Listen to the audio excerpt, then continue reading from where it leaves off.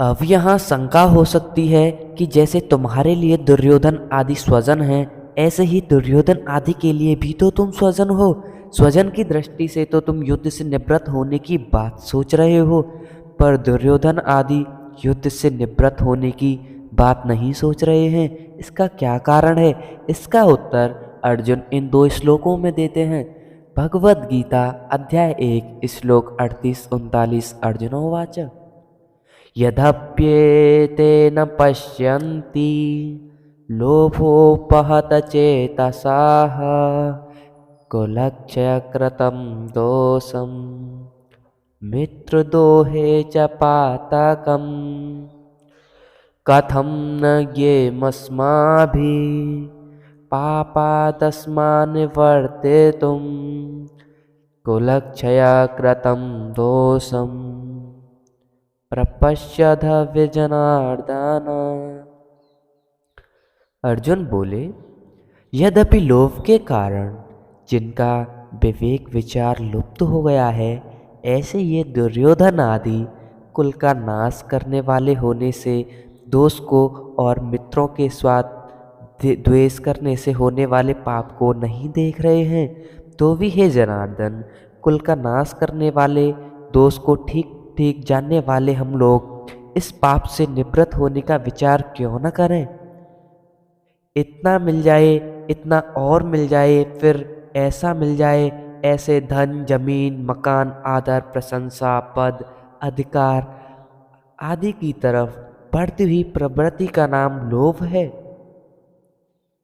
इस लोभ वृत्ति के कारण इन दुर्योधन आदि की विवेक शक्ति लुप्त हो गई है, जिससे वे यह विचार नहीं कर पा रहे हैं कि जिस राज्य के लिए हम इतना बड़ा पाप करने जा रहे हैं, कुटुंबियों का नाश करने जा रहे हैं, वह राज्य हमारे साथ कितने दिनों तक रहेगा और हम इसके साथ कितने दिन तक रहेंगे। हमारे रहते हुए यह राज्य चला जाए तो हमारी क्या दशा होगी, और राज्य के रहते हुए हमारे शरीर चले जाएंगे तो क्या दशा होगी। क्योंकि मनुष्य संयोग का जितना सुख लेता है, उसके वियोग का उतना दुख उसे भोगना ही पड़ता है। संयोग में इतना सुख नहीं होता जितना वियोग में दुख होता है, इतना सुख नहीं होता। तात्पर्य है कि अंतःकरण में लोभ छा जाने के कारण इनको राज्य ही राज्य दिख रहा है। कुल का नाश करने से कितना भयंकर पाप होगा वह इनको नहीं दिख रहा है। जहाँ लड़ाई होती है वहाँ समय, संपत्ति, शक्ति का नाश होता है। तरह तरह की चिंताएं और आपत्तियां आ जाती हैं।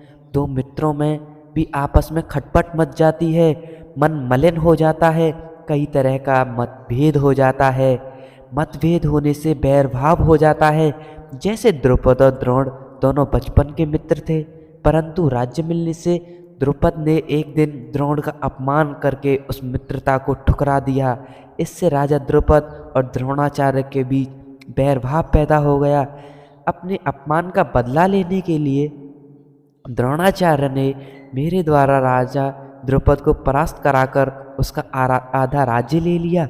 इस पर द्रुपद ने द्रोणाचार्य का नाश करने के लिए एक यज्ञ कराया, जिससे धृष्टद्युम्न और द्रौपदी दोनों पैदा हुए। इस तरह मित्रों के साथ बैरभाव होने से कितना भयंकर पाप होगा, इसकी तरफ तो देखिए हे जनार्दन, हम इसकी तरफ दृष्टि नहीं दे रहे हैं। विशेष बात, अभी हमारे पास जिन वस्तुओं का अभाव है, उन वस्तुओं के बिना हमारा काम चल रहा है, हम अच्छी तरह से जी रहे हैं। परंतु जब वे वस्तुएं हमें मिलने के बाद फिर बिछुड़ जाती हैं, तब उनके अभाव का बड़ा दुख होता है। तात्पर्य है कि पहले वस्तुओं का जो निरंतर अभाव था वह उतना दुखदाई नहीं था जितना वस्तुओं का संयोग होकर फिर उनसे वियोग होना दुखदाई है। ऐसा होने पर भी मनुष्य अपने पास वस्तुओं का अभाव मानता है। उन वस्तुओं को वह लोभ के कारण पाने की चेष्टा करता रहता है। विचार किया जाए तो जिन वस्तुओं का अभी अभाव है, बीच में प्रारब्ध के अनुसार उनकी प्राप्ति होने पर भी अंत में उनका अभाव ही रहेगा। अतः हमारी तो वह अवस्था रही जो कि वस्तुओं से पहले थी। बीच में लोभ के कारण उन वस्तुओं को पाने के लिए केवल परिश्रम ही परिश्रम बल्ले पड़ा। दुख ही दुख भोगना पड़ा। बीच में वस्तुओं के संयोग से जो थोड़ा सुख हुआ वह तो केवल लोभ के कारण ही हुआ। अगर भीतर में लोभ रूपी दोष न हो तो वस्तुओं के संयोग से सुख हो ही नहीं सकता। ऐसे ही मोह रूपी दोष न हो तो कुटुंबियों से सुख हो ही नहीं सकता। लालच रूपी दोष न हो तो संग्रह का सुख हो ही नहीं सकता। तात्पर्य है कि संसार का सुख किसी न किसी दोष के कारण ही होता है। कोई भी दोष न होने पर संसार से सुख हो ही नहीं सकता, परंतु लोभ के कारण मनुष्य ऐसा विचार कर ही नहीं सकता। यह लोभ उसके विवेक विचार को लुप्त कर देता है।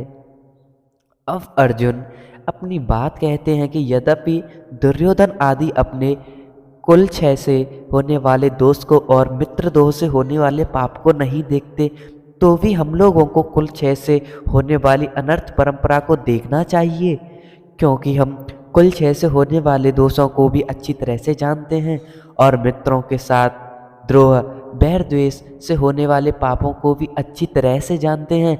अगर वे मित्र हमें दुख दें तो भी दुख हमारे लिए अनिष्टकारक नहीं है, कारण कि दुख से तो हमारे पूर्व पापों का नाश होगा, हमारी शुद्धि ही होगी।